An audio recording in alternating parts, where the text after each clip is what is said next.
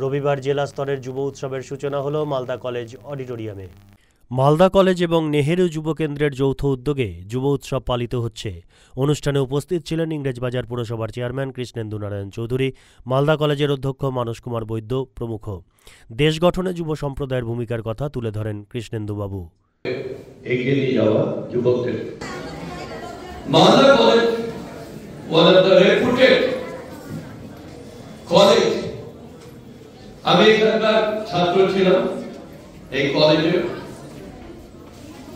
এবং পরবর্তীকালে যখন আমি মন্ত্রিসভার দায়িত্ব নিয়ে কাজ করি, কখনো মালদা কলেজের গভর্নিং বডির চেয়ারম্যানের দায়িত্ব নিয়েছি। মালদা কলেজটাকে কিভাবে উন্নীত করা যায় তার জন্য অনেকগুলো ভূমিকা আমরা নিয়েছিলাম, ন্যাক থেকে শুরু করে আরো অনেক কিছু, যে মালদা কলেজের ভূমিকাটাকে আরো বাড়াতে হবে।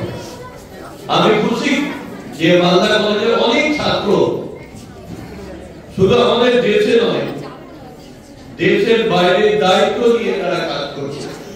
আর দেশেও যারা আছেন তারাও আছে, তারা লেজেন্ডারি পার্সন হয়েছে।